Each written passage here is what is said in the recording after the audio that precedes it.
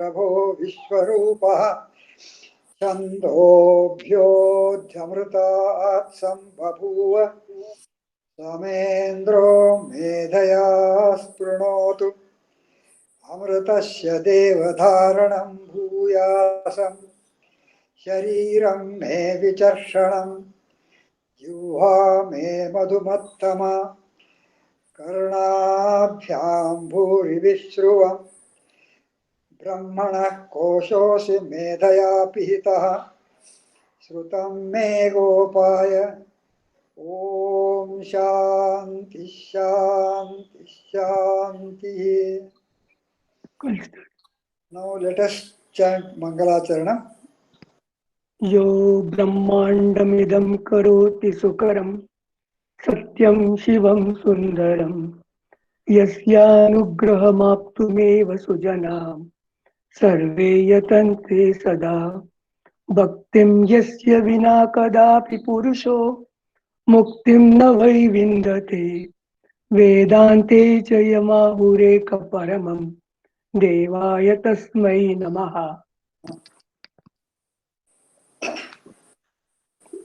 Last Sunday we were reviewing chapter number 5. The heading is Pristine Hinduism is not compatible with Advaita Vedanta.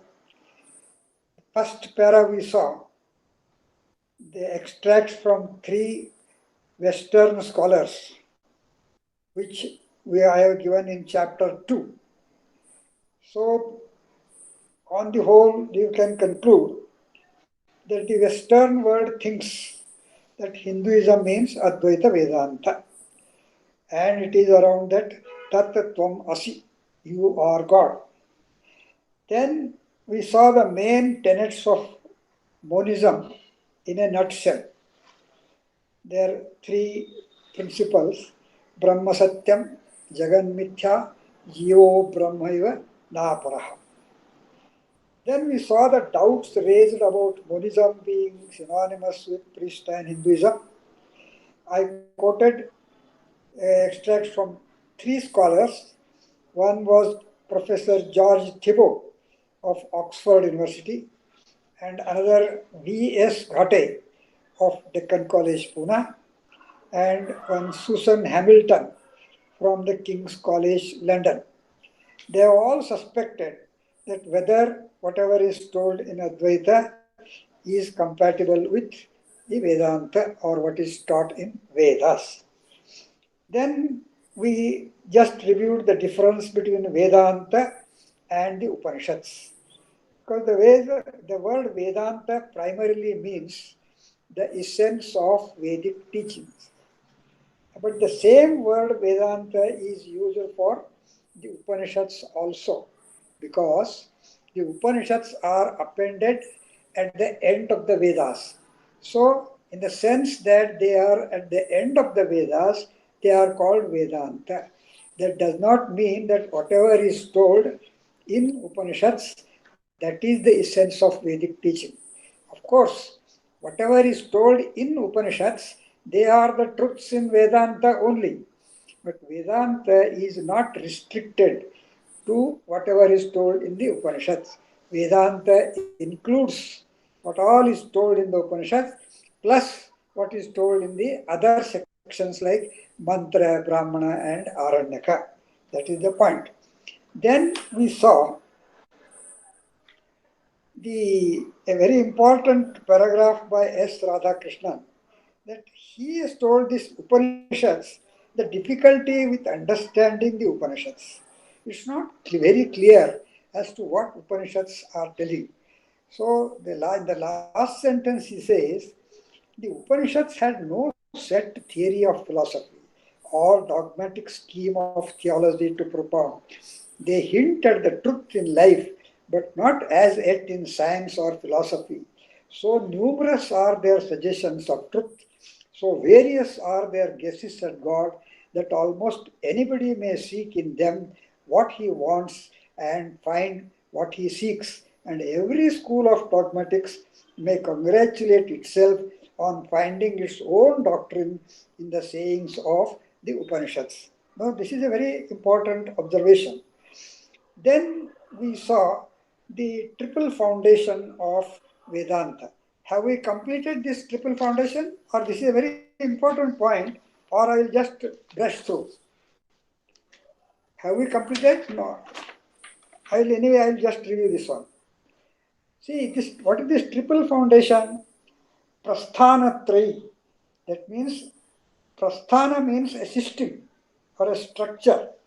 So this is a clever ploy or a gambit of the Advaita scholars to justify their doctrine.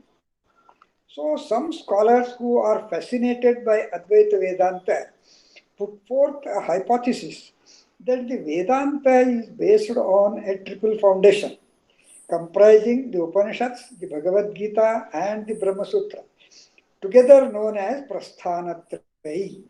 For Shankaracharya has established his Advaita philosophy on the strength of 10 Upanishads, the Bhagavad Gita, and the Brahma Sutra. However, the above remarks by S. Radhakrishnan show how flimsy it is to establish a doctrine based on the Upanishads. He has clearly refuted the attempt of establishing Advaita Vedanta on the strength of Upanishads. He says there is hardly any suggestion in the Upanishads that the entire universe of change is a baseless fabric of fancy, a mere phenomenal show, or a world of shadows. The artistic poet souls of the Upanishads lived always in the world of nature and never cared to fly out of it. The Upanishads do not teach that the life is a nightmare and the world is a barren nothing. Rather, is it pulsating and throbbing with the rhythm of the world harmony. The world is God's revelation himself.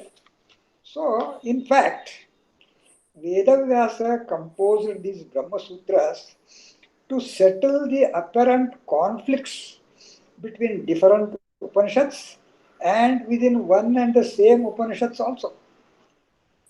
When the Sutras decide what the Upanishads have to state, the attempt of some scholars to interpret the Sutras on the basis of Upanishads is like Ganga flowing in the reverse direction or putting the cart before the horse. Because sutras are composed to tell what the Upanishads are exactly telling. So you cannot interpret the sutras on the basis of Upanishads. So then the Brahma Sutras, the Mahabharata, and Bhagavad Purana are all ascribed to the same author Vedavyasa. Having enunciated the quintessence of Vedic teachings or Vedanta in his Brahma Sutra, the great teacher realized that the principles of Vedanta would not percolate to the laity, the common people, through the sutras. Therefore, he composed the Mahabharata and the Bhagavata Purana in an animated and poetic style to convey the Sanatana Vedika Dharma, that is, the recommended Hindu way of life, to the masses.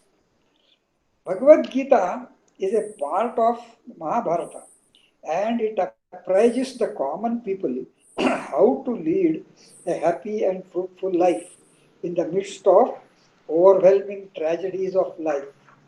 In fact, it is an applied Vedanta. Bhagavad Gita itself lauds the authority and authenticity of Brahma Sutras. It says, I told last time, Rushibhir Bahuda Gitam, Chandobhir Vividhais Prathak, Brahma Sutra Padaishchaiva, Hetu Madhir Vinishchitaihi. That is, Vedic teaching or Vedanta has been told variously by seers in varied hymns, as also stated in the reasoned and definitive words of the Brahma Sutra. Then it is Bhagavad Gita which is based on Vedanta, but not vice versa. Therefore, to say that Vedanta is based on Bhagavad Gita is like putting the cart before the horse. Hence, the hypothesis of Prasthanatrayi is not tenable, and among its constituents, the Brahma Sutra alone is universally recognized as the manual of Vedanta. That is why various theologians advocating different shades of Vedanta like Advaita, Vishishtadvaita, Dvaitadvaita, Dvaita, Shuddhadvaita, and so on, about a list of 12 commentaries Radhakrishnan has given. We have seen that. They try to show that Brahma Sutra agrees with their own doctrine. Now, pristine Hinduism, this next para, the pristine Hinduism or Vedanta does not support monism.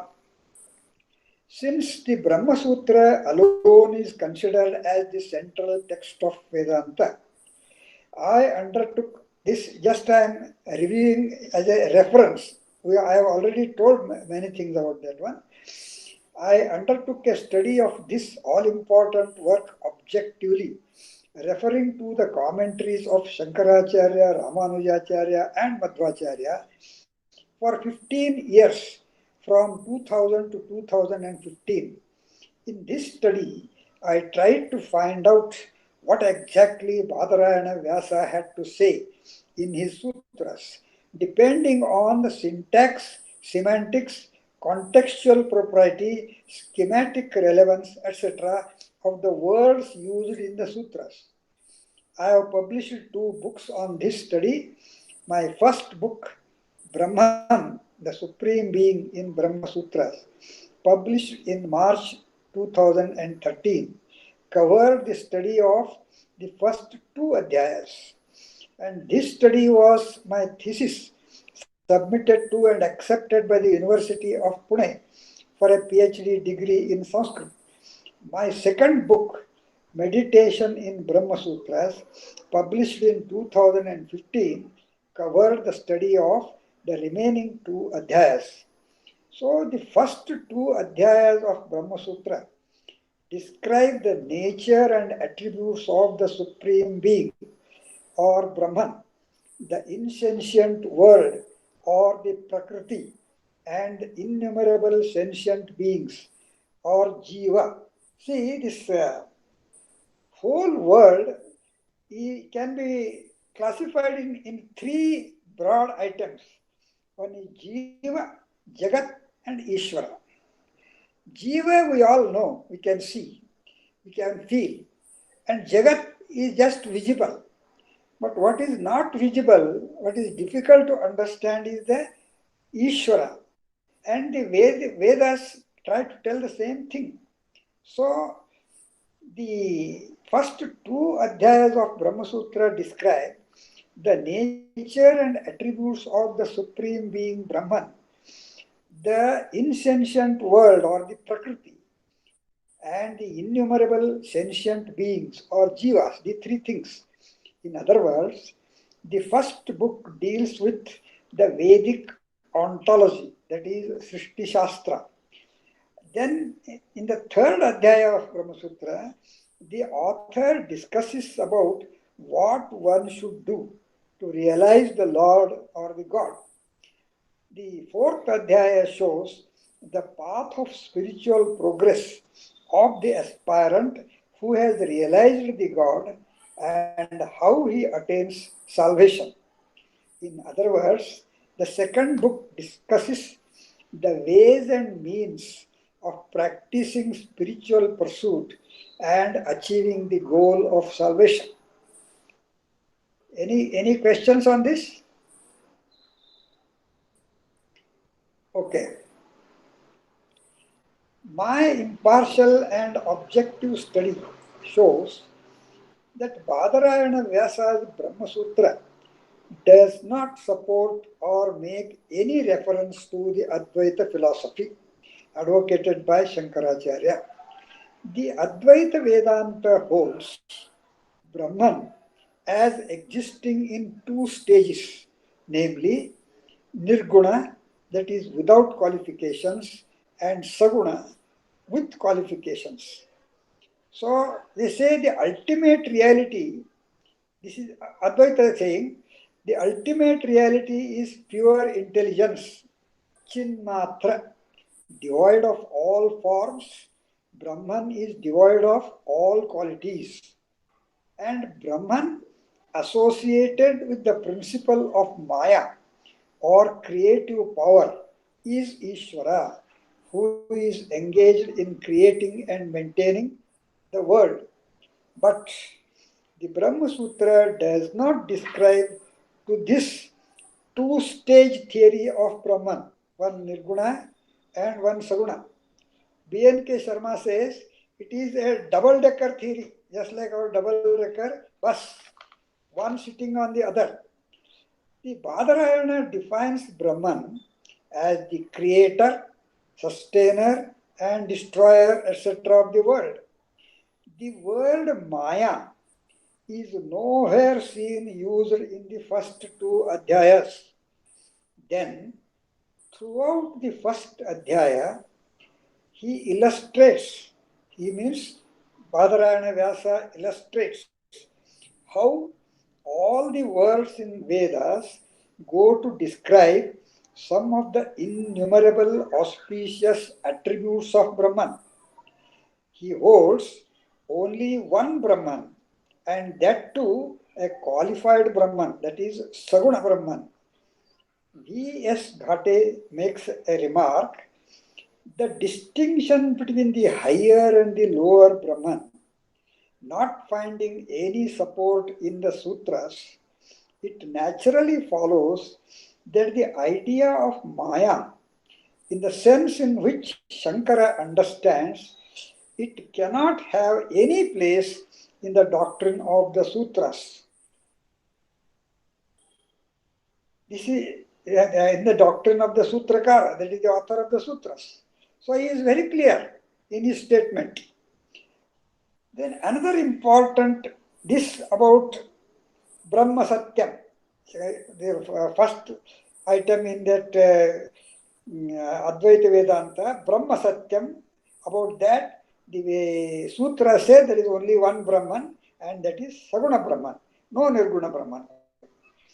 Another important tenet of Advaita philosophy is the phenomenal appearance of the world. They say the world is like a dream or an illusory cognition. It exists as it is perceived. It has Brahman for its basis. The concrete appearances are impositions on this unchanging reality. This is what Advaita Vedanta says. But Badarayana does not appear to hold this view. He defines Brahman as the creator of the world. And then in the second adhyaya, Pada 3, he tells how Brahman creates the elements, Akasha, Vayu, etc. in a succession.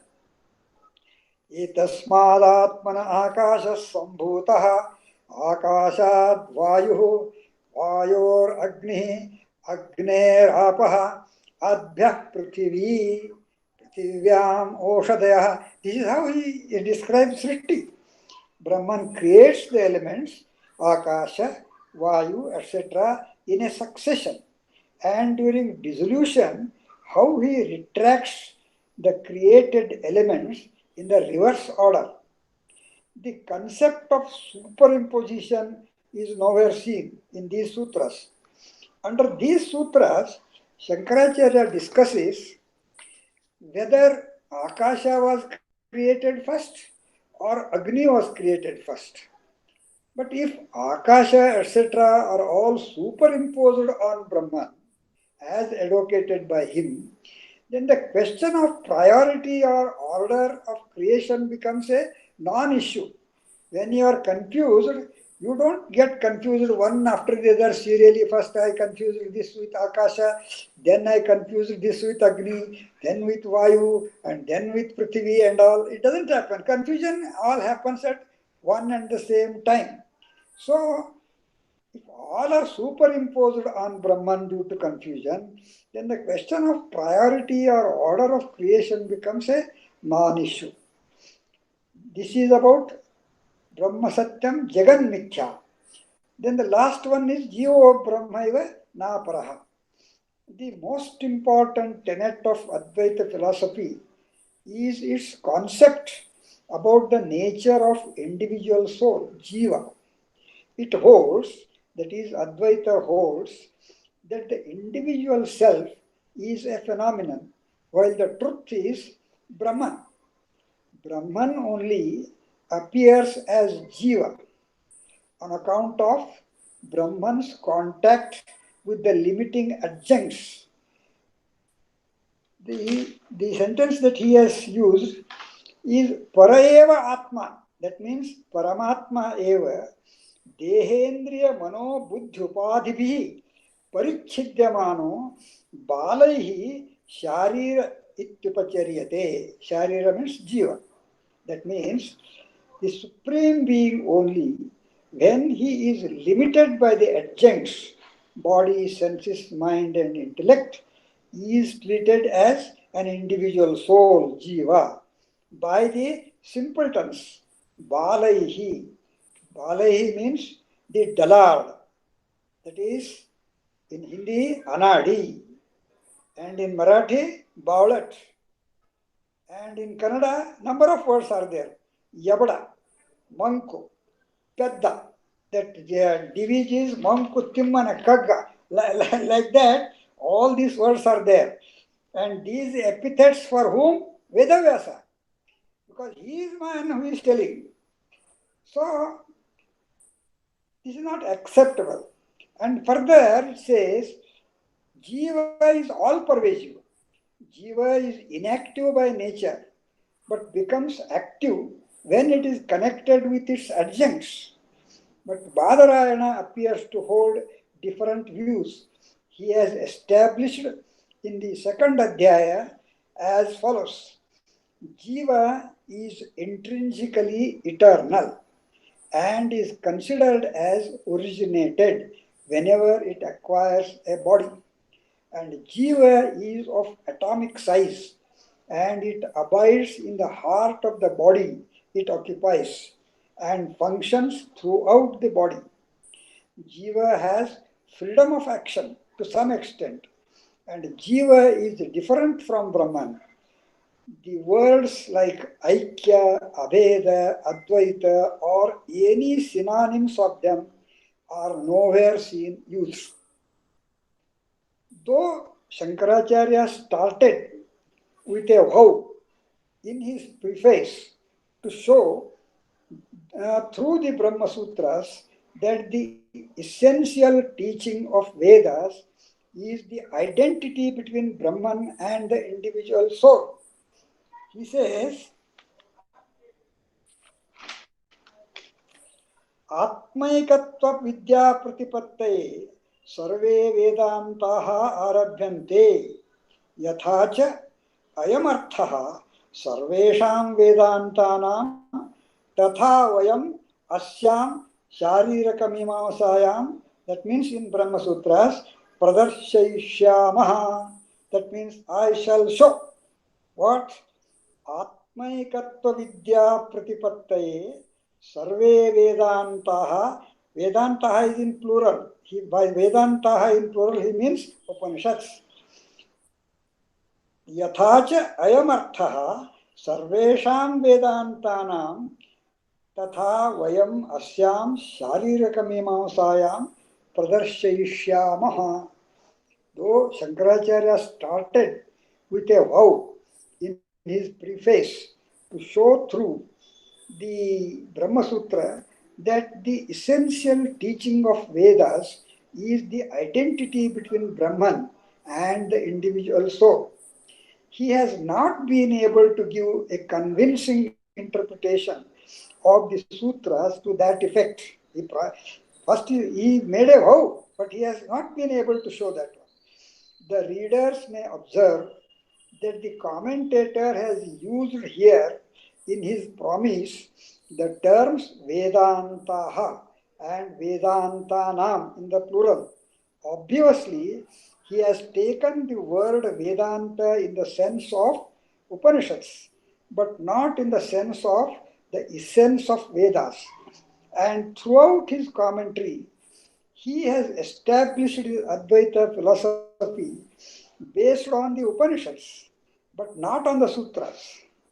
And I am not alone in this observation. S.N. Dasgupta observes that judging by the sutras alone, it does not seem to me that the Brahma Sutra supports the philosophical doctrine of Shankara. And there are some sutras which Shankara himself interpreted in a dualistic manner. So S.N. Dasgupta is very clear. Then V.S. Ghate concludes that Shankara's doctrine is out of count so far as the sutras are concerned. Whatever may be its value as a philosophical system and whatever be its merit as an attempt to draw a system from the Upanishads. The Advaita philosophy on its own side, it's a very good philosophy. It is based on Upanishads and it is an idealistic philosophy. But Brahma Sutra has not supported that one. Then the next remark is very interesting. One John Miguel de Mora from the Institute of Philosophical Research, National Autonomous University of Mexico, observes, for Shankara, nothing existed beyond absolute, which was one. The rest was Maya. This is in contradiction with the Sanatana Dharma in all of its other ramifications. Shankara's was an abusive interpretation of the Bhagavad Gita, which is clearly dualistic and monotheistic, to adjust it to his thesis of absolute monism. He says, Shankara's was an abusive interpretation of Bhagavad Gita to adjust it to his thesis of absolute monism. Because whatever the feelings and understanding one may have for Shankara and his Advaita Vedanta, it is an irrefutable fact that the authentic Hinduism, the one practiced by millions of Hindus, has absolutely nothing to do with the ideas of Shankara or with any form of monism. He further quotes a remark by R.C. Jenner of Barcelona, who says, the monism which prevails continues to be equally dogmatic. On the one hand, it is a fraud. He has used a very serious word. On the one hand, it is a fraud which conceals the fact that the immense majority of Hindus has always been theistic. And on the other, the present pantheistic attempts to reduce the whole region to monism are inexact and intolerant. But next paragraph, I have defended Shankaracharya that it was not a fraud. Advaita Vedanta was not a fraud, but possibly it was a ploy, a gambit, a trick. So before I go to that, I want to say something about this De Mora. It's interesting. This Juan Miguel de Mora, he was a Mexican Indologist. He knew Sanskrit very well. And he was a professor, writer in that Oriental Literature University, National Autonomous Mexico City. And as you know, the language of Mexico is Spanish. And therefore he quotes Spanish philosophers like Jenner and Parinder and all from Spain only. So this gentleman, Professor D. Mora, visited India along with the President of Mexico on an invitation from S. Radhakrishnan when Radhakrishnan was President of India in 62 to 67 or so. But when the President of Mexico, he visited and after a week or so he went back. But this D. Mora stayed back in India and he stayed in Banaras Hindu University and studied Indian philosophy. For a few years he was there. He has thoroughly studied. And he read a paper at the 10th World Sanskrit Conference at Bangalore in 1997. I am having a copy of that paper because it was published in our Bhandarkar Institute's annals. So, some interesting remarks are there. So, this paper read at the 10th World Sanskrit Conference, Bangalore in January 1997. In that, he says, the main reason for which many believe Hinduism to be monistic or pantheistic is born in the first place of Shankara's monism and specially of the activities in Europe and America of Ramakrishna and Vivekananda. The former, that is Ramakrishna, was born in Bengal in 1834 and his name was Gadadhara Chatterjee. He was considered by some as an avatar of God and had the power to enter into samadhi and remain therein for long periods. His influence was enormous, and although he died in 1886, a movement was found in 1897 which was inspired by him and was called as Ramakrishna Mission. One of his most cultured and important disciples was Vivekananda, who traveled largely over the Western world, spreading the teaching of Ramakrishna, which was the acceptance of Shankara's monism, that is the Vedanta Advaita. Vivekananda gave many lectures throughout the world, one of them at the Parliament of Religions in Chicago in 1893. Then what he said and all, it is there. Then Vivekananda founded the Ramakrishna Mission as an international organization. So then in India, monism was born with Shankaracharya. Earlier nothing was there. In Europe, it began with the Eleatic school. There he has given about some other philosophy there. And I have taken these extracts from this paper, whatever I read. So, at the end of his paper, he has given a very interesting interpretation of that Tattvamasi.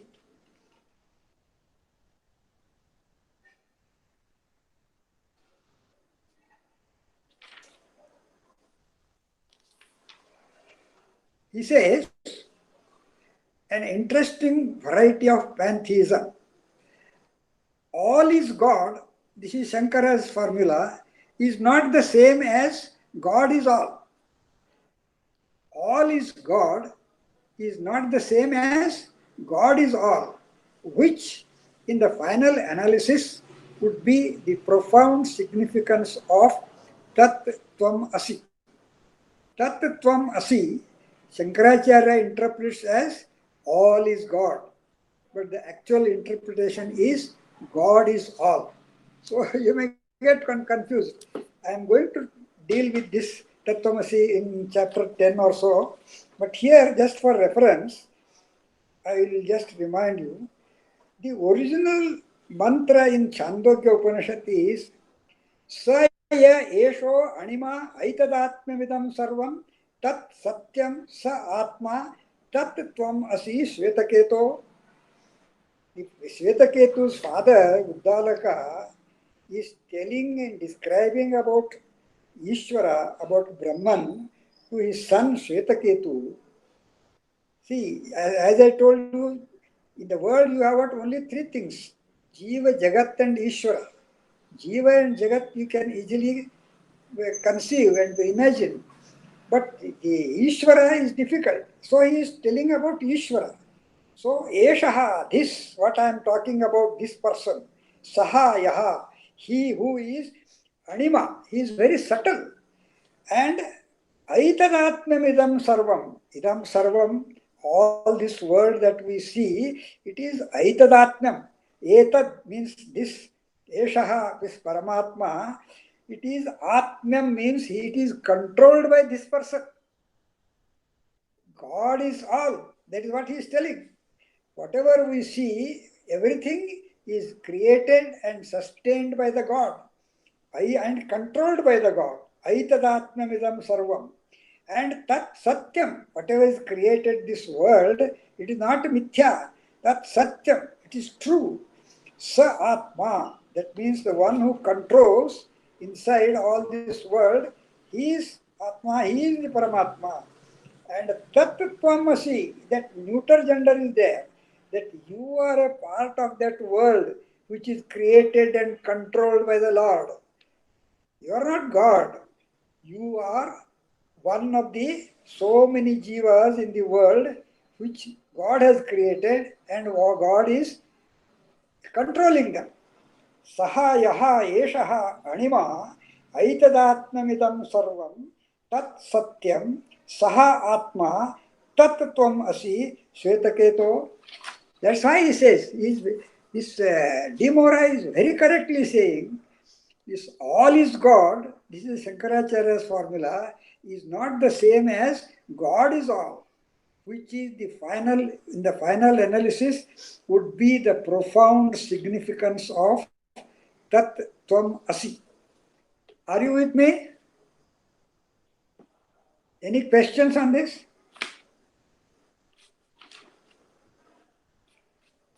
Okay. Now, next part. I say it's Advaita Vedanta is not a fraud, but possibly a ploy.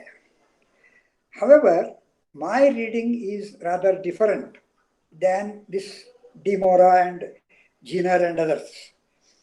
Though there was an element of camouflaging in it, Advaita Vedanta advocated by Shankaracharya was not a fraud, but possibly a ploy, since the intention behind it was noble.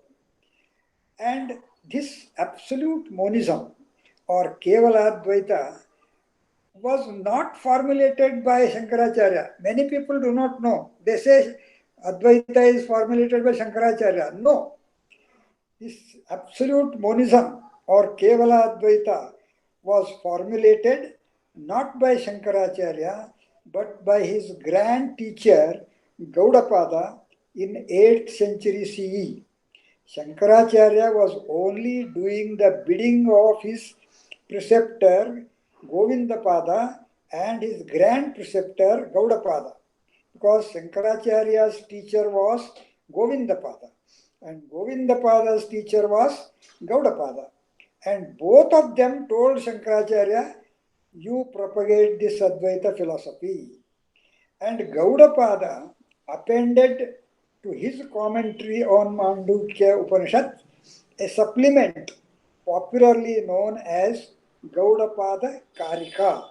I am having this Karika. In this appendix, consisting of 4 adhyayas, he propounded his hypothesis of Advaita philosophy.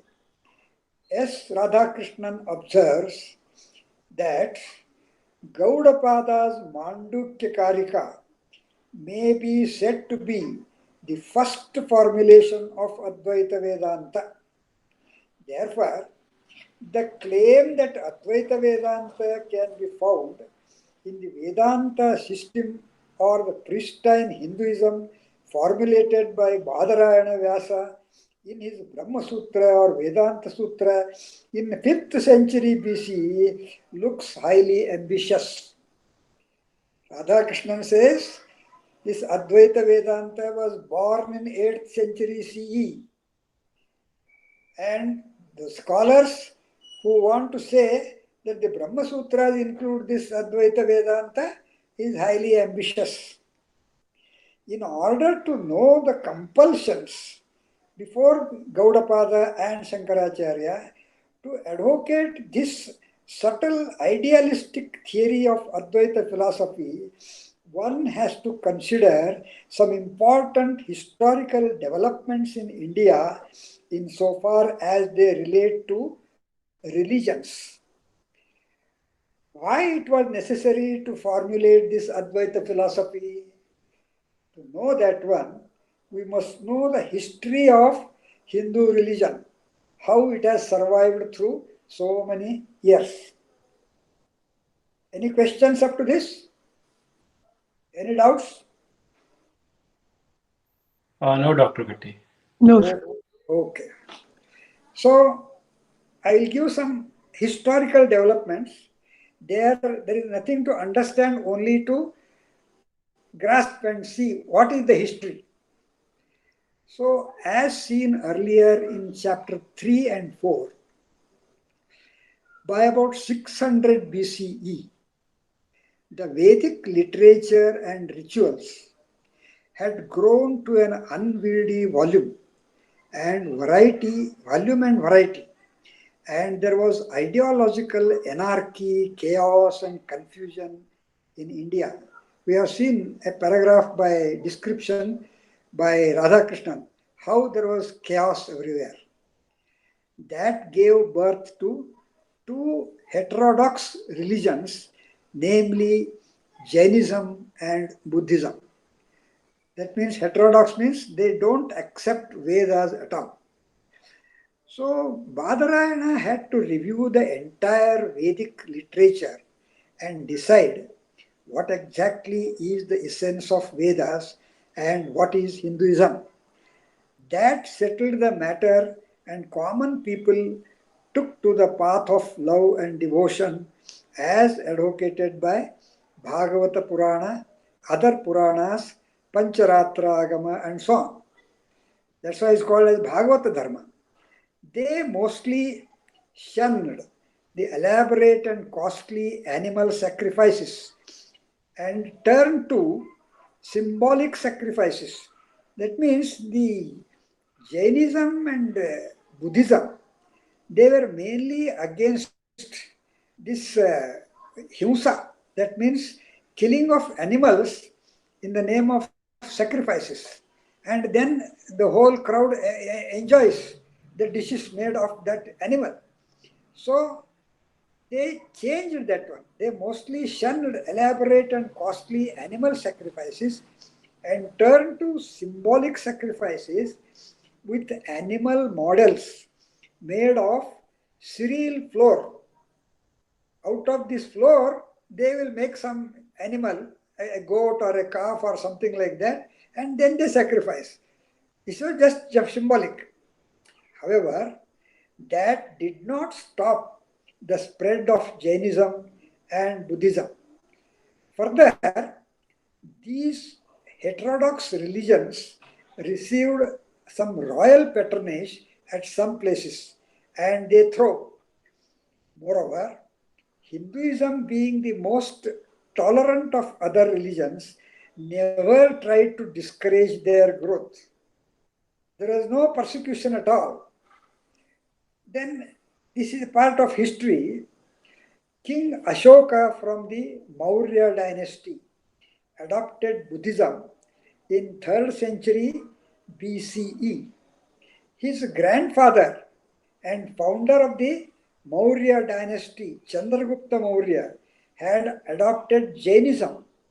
This Chandragupta Maurya was the disciple of Chanakya, and Chanakya established this Maurya dynasty and he was a son of a lady who was serving somewhere in the palace of a king.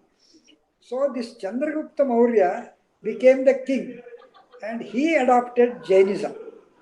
He died at Shravanabelagola in Karnataka.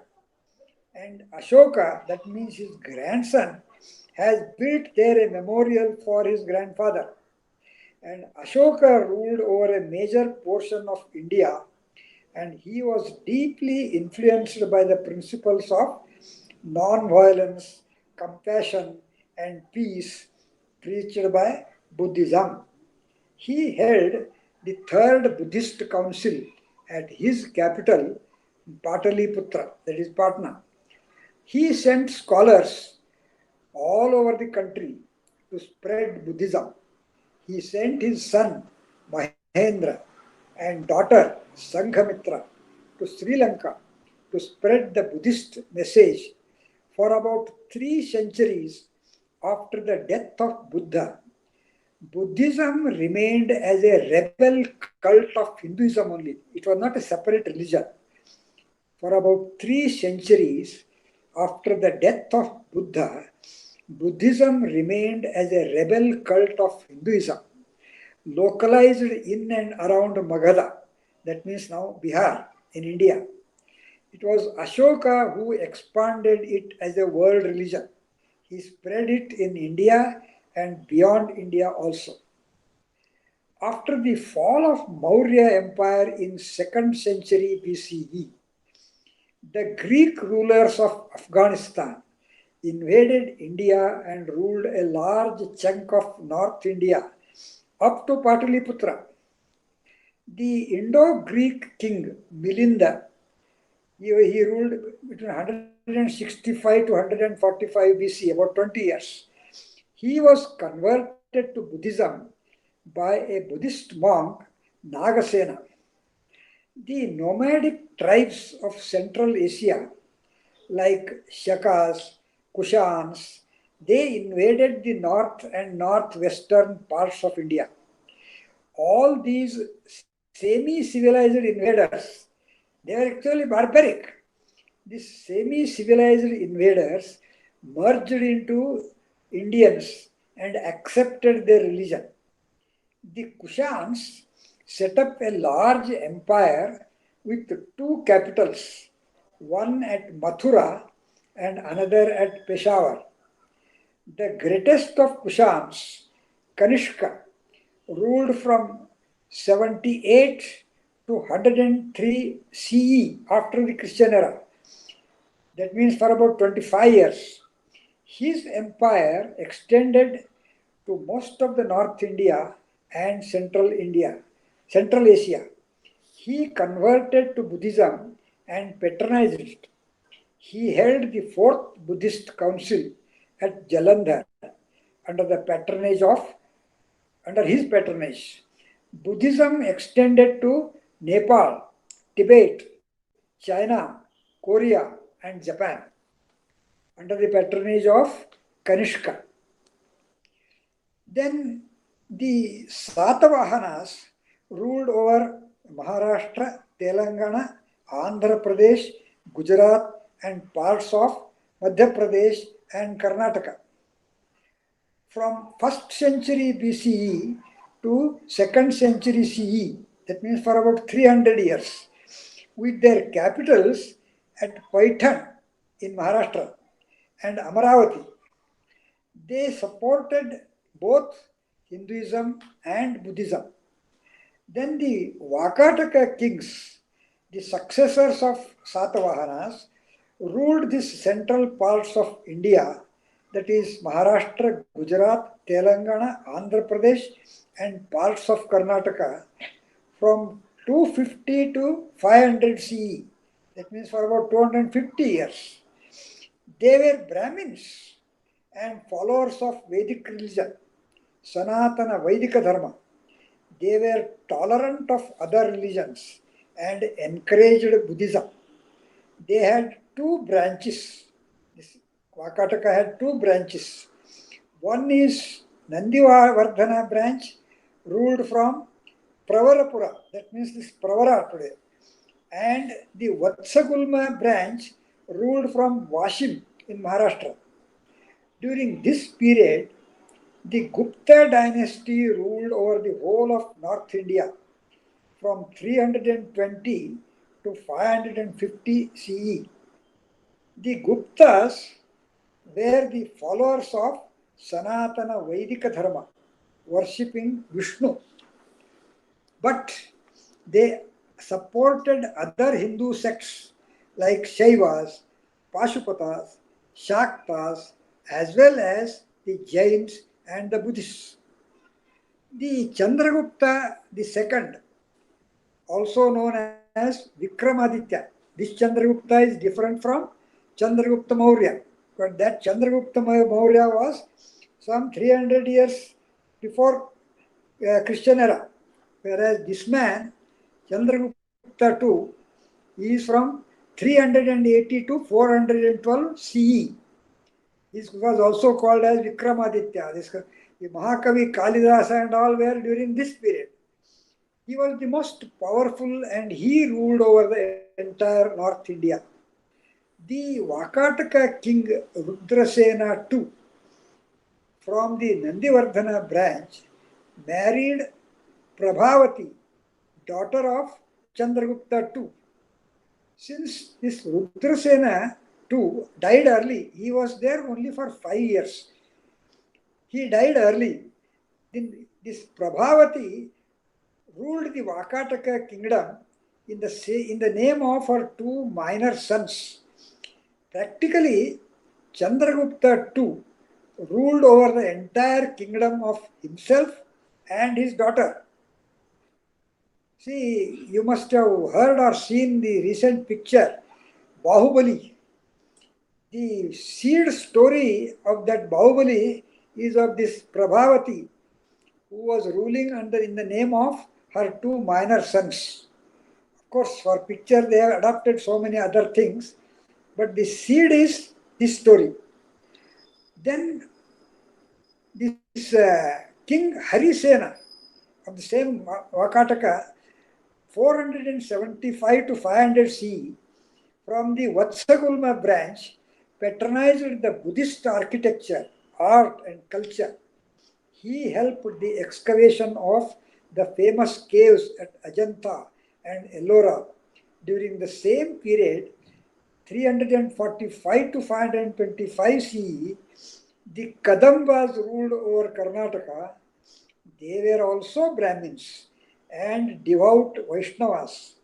They had matrimonial relations with Vakataka family and they patronized Hindus, Jains and Buddhists.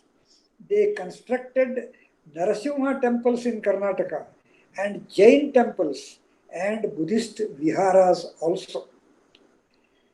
After the decline of the Guptas, Harshavardhana ruled in North India with his capital at Kannauj from 606 to 647 CE for a long period, about 40 years almost.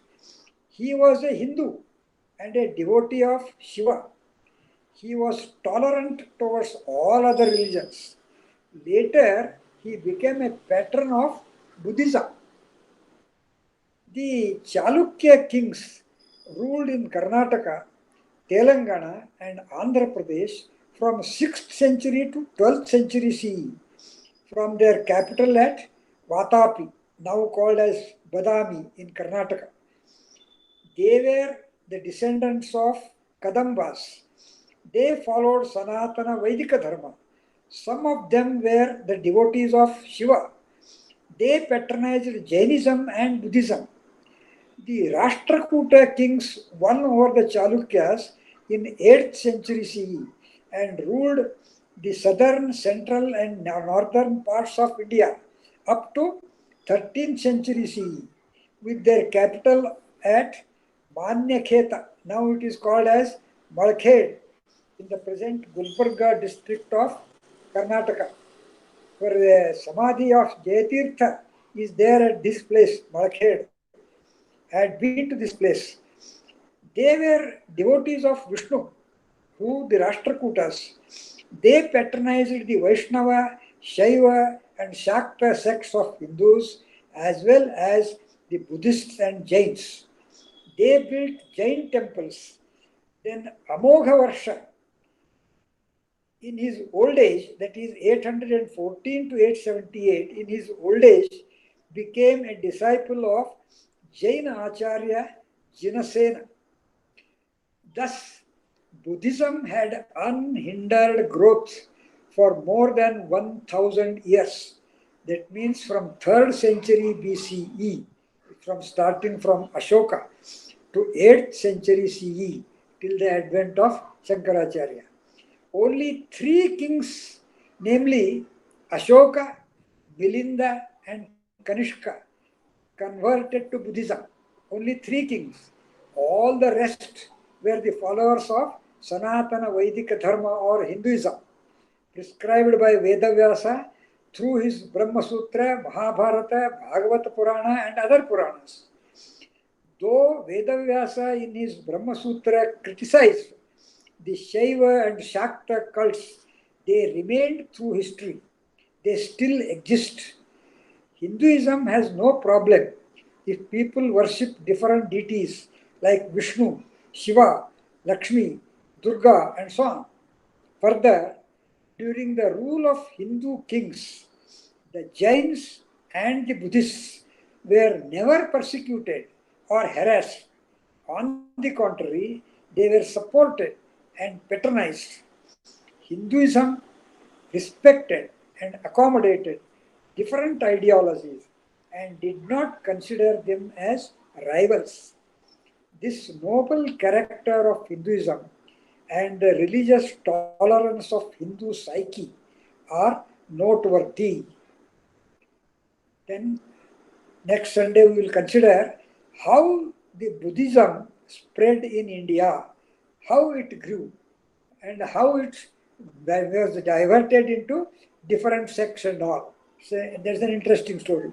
This is so far as history in connection with the religions, how the other religions they throw even when in Hinduism, Hindu kings were there. Any questions on this? No, Dr. Kitti. No, No, Dr. Kati. Are you with me? yeah. Yeah. Yes, yes. Okay, okay. Next time we will see how the Buddhism, yes, it spread throughout India and outside. Thank you.